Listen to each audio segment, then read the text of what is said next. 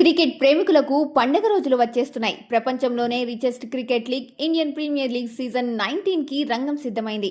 ఈ నెల మార్చి 28 నుంచి క్రికెట్ మైదానంలో 4లు 6ల వర్షం కురవబోతోంది. డిఫెండింగ్ ఛాంపియన్గా రాయల్ ఛాలెంజర్స్ బెంగళూరు బరిలోకి దిగుతుంటే వారిని ఢీకొట్టేందుకు మిగిలిన 9 జట్లు కత్తులు నూరుతున్నాయి. సీజన్ ప్రారంభం అదిరిపోయే పోరుతో మొదలు కాబోతోంది. మార్చి 28న బెంగళూరులోని చిన్నస్వామి స్టేడియంలో డిఫెండింగ్ ఛాంపియన్స్ ఆర్సీబీ మరియు runner-up sun Risers Hyderabad తలపడనున్నాయి.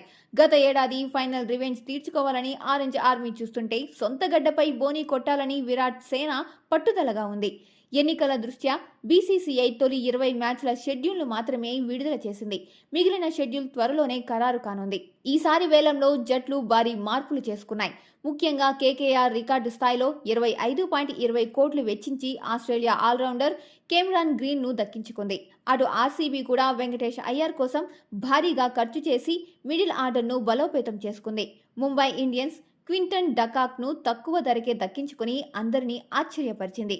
Dhoni మెంటార్షిప్లో CSK తన 6వ టైటిల్ వేటను ప్రారంభించబోతోంది. అయితే టోర్నీ మొదలవ్వక ముందే కొన్ని జట్లకు ఎదురుదెబ్బలు తగిలాయి. KKR star bowler Harshit Rana గాయం కారణంగా ఈ సీజన్ మొత్తానికి దూరమయ్యాడు. అతని స్థానంలో జింబాబ్వే పేసర్ ముజర్ బానీ జట్టులోకి వస్తున్నాడు. ఇక RCB fast bowler Josh Hazlewood fitness కూడా ఇప్పుడు సస్పెన్స్గా మారింది. అటు సీఎస్కేలో మాథ్యూ షాట్ గాయపడిన టోర్నీ సమయానికి అందుబాటులోకి వస్తాడని జట్టు మేనేజ్మెంట్ ధీమా వ్యక్తం చేస్తోంది.